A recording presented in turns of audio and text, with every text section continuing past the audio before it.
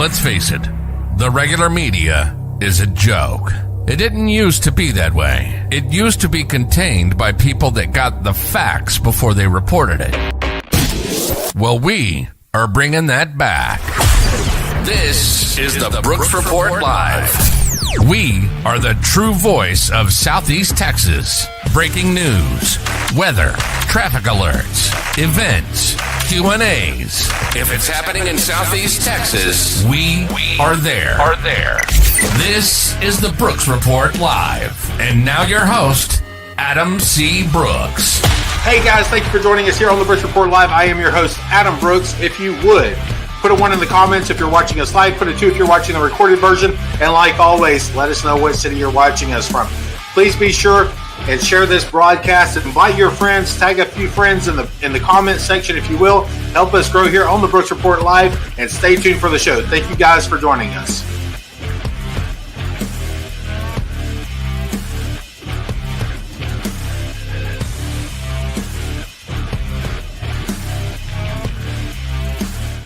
Well, we're just going to go ahead and cut that off real quick because you know what? I want to go ahead and get to this great guest that we have. We have Honorable Judge Wayne McDaniel and Honorable Judge Mark Allen from Jasper County. Sorry, I just put you a county or two ahead. I apologize for that. But thank you guys for joining me on this Martin Luther King Jr. Day, the 60th inaugural day for President Trump being sworn in, number 47, and I'm sure everybody's just sitting at home cuddled up watching that. But thank you guys for joining me to talk about the impact that these storms are going to have on our region here, Southeast Texas, East Texas.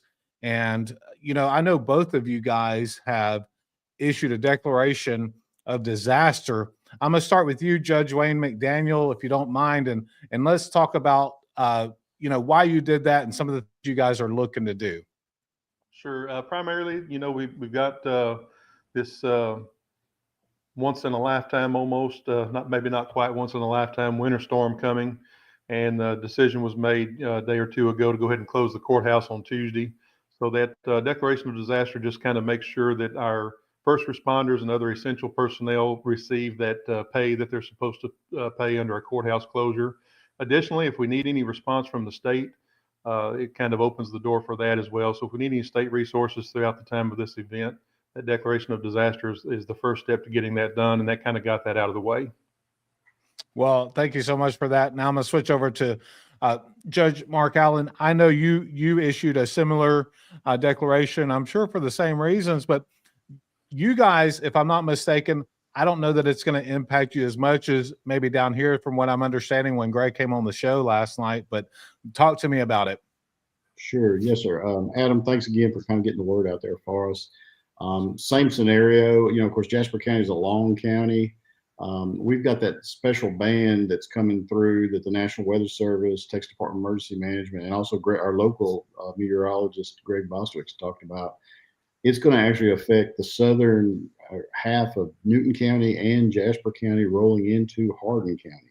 So we're looking at, as Judge McDaniel said, we're looking at possibly record-breaking snowfall over the next 24 or 30 hours. So it's going to be pretty, it's going to be kind of a pretty tremendous event to what we're used to. And we've got a long way ahead of us. Same scenario. I did a disaster declaration, sent it out this morning, and basically it's so that we can utilize resources that we ordinarily wouldn't be using for other type of normal blue skies operations. We can do what we need to do to help our people, but also to request state resources, federal resources, what have you, in the event things are really, really bad.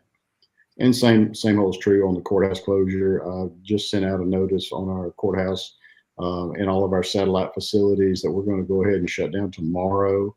We'll reassess tomorrow for Wednesday, but that will allow our law enforcement personnel, our commissioners, road and bridge crews, to be compensated also while they're out there working. You know, they were out there today hitting everything, putting sand on the bridges, and so we're gonna move forward. We've done it before: hurricanes, wildfires, sure, you name it, plague of locusts, tsunamis, volcanoes. It feels like.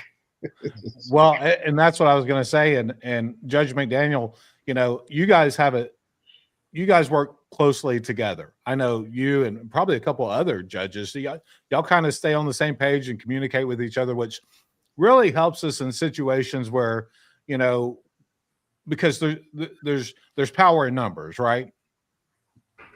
Yep, I always say that we're stronger together, and the 4 county judges in Southeast Texas, plus one, our illustrious president over in Chambers County, Judge Sylvia, we stay in close communication with each other.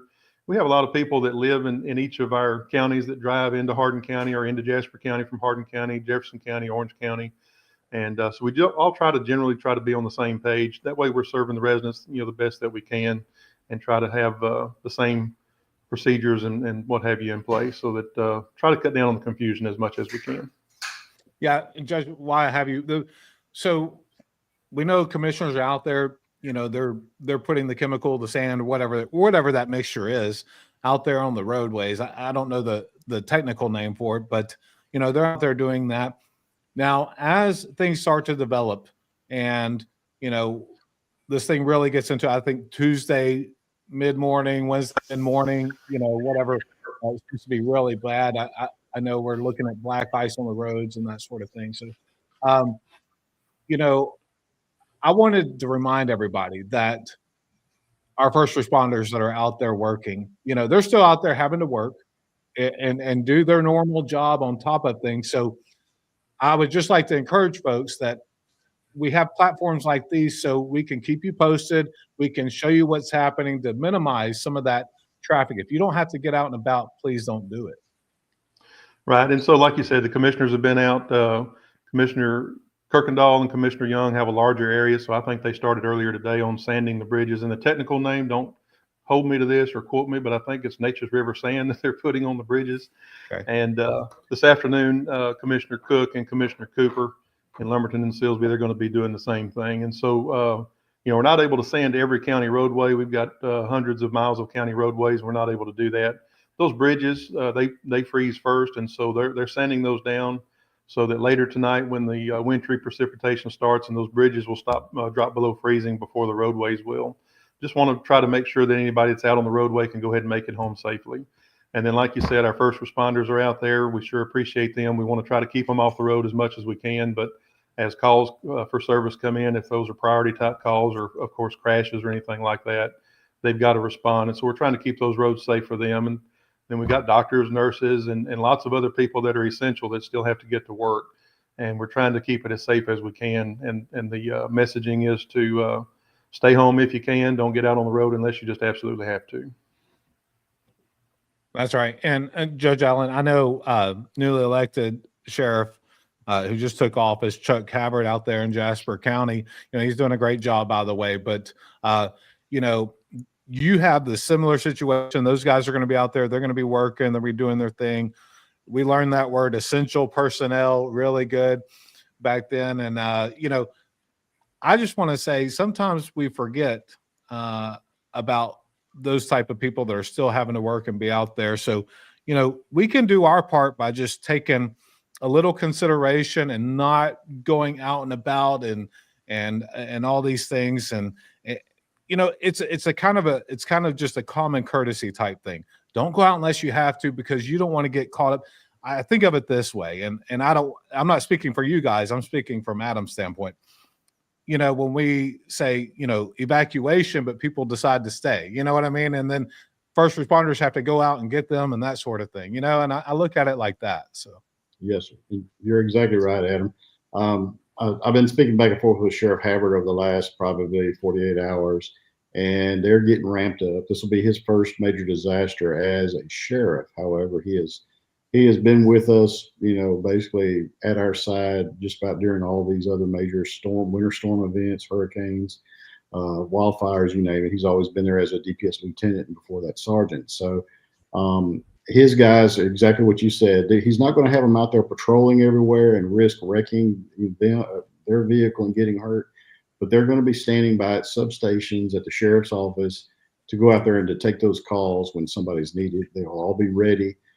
However, just like you said, Adam, we all need to be cognizant of our own actions. Let's not do something that's going to cause those emergency responders, whether it's deputies, constables, police department officers, EMS or fire. Let's be smart about what we do. If we don't need to be out, don't get out in it. If we don't need to do something, don't do it, and just use a little bit of common sense, and that makes sure everybody at the end of this will be able to go home safely. And that's what our ultimate goal is, to protect lives and property. So. Well, I appreciate both of you joining me here today. Guys, go catch, if you're in Jasper County, go follow Judge Mark Allen over there. And I think you have an official page as well. Judge Wayne McDaniel, I definitely know, has an official page. So you guys can follow them. And I know there's county emergency pages and all kinds of stuff. So, and I'm going to do my best to share everything that comes up as well here on the Bush Report Live. So thank you guys for joining me.